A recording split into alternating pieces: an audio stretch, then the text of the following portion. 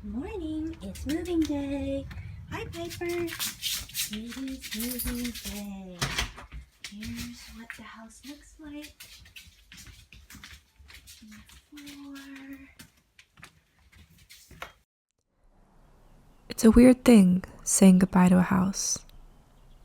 In 2016, my family moved out of my childhood home in LA, and I remember wishing a lot of things.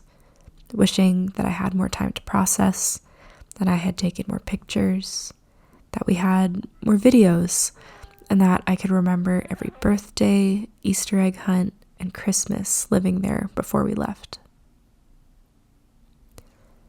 Recently, my grandpa also moved, and before things got packed up, I knew I wanted to say goodbye to this house too.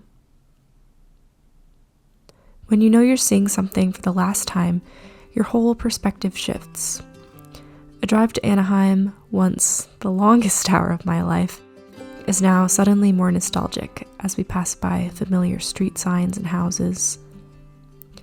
And walking through the front door feels different when you know you'll eventually have to leave. It takes deliberate effort to be present and slow down and take in everything. The way it feels to be greeted at the door, catching up and showing photos to each other in the kitchen. After a few minutes of conversation, we settle in, feeling at home, as if it's just another day and we have all the time in the world. When we were little, we used to get bored so easily. While the adults talked about the boring stuff, we'd try to keep ourselves occupied. We'd play with all the puzzles, ring bells, annoyingly, and play with all the old toys. As we got older, we realized the house was full of even more interesting things, sometimes hidden in plain sight. Like all of its hundreds and hundreds of books, and the many little trinkets in shelves and in boxes, and treasures that only emerged on special occasions. And there were treasures in the backyard too, an abundance at our fingertips just waiting to be plucked and brought back into the house to be transformed into something tasty. I think my favorite were the shortbread with the lemon icing, that had like the lemon zest in it. Yeah. Oh, okay. Yeah, I know what you're talking about. I think you'd bring those almost every time you visited us. Okay. I have a lot of memories of us all eating together. It was never anything too fancy, but we'd still set the table and eat together while teasing one another and sharing stories. It was always fun to hear about our family history.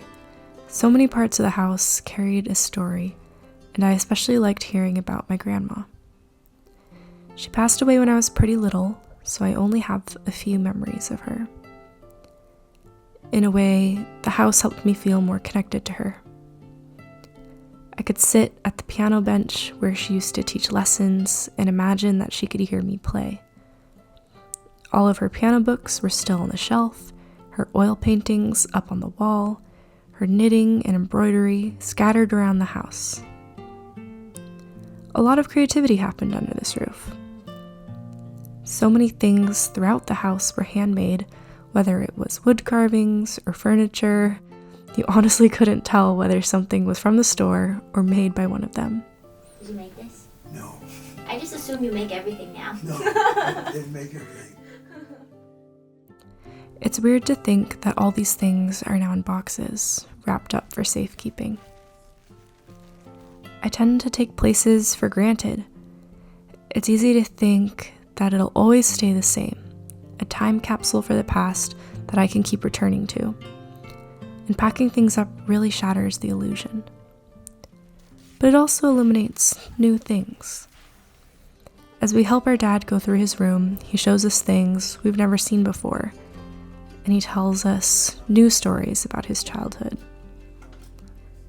It's sad to think that I won't be able to show my future kids the house I grew up in, but I can also share stories and memories. I can tell them about these important places that felt like home, homes that were more than just four walls, but part of the family. They were witnesses to our lives, with all the milestones and ordinary moments, the good times and bad, all our laughter and tears. For a season, our home was here. This was where our lives unfolded. And so, as I'm here for one last time, I try to capture what I can, take it all in, and commit it to memory.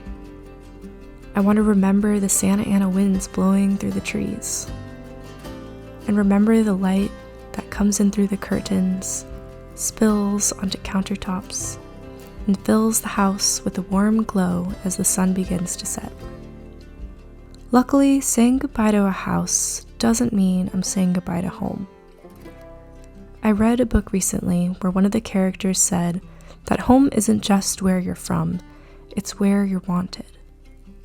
So even though I walked out of that door for the last time, the family who loves me and wants to be with me, who filled these houses with joy, they are still my home.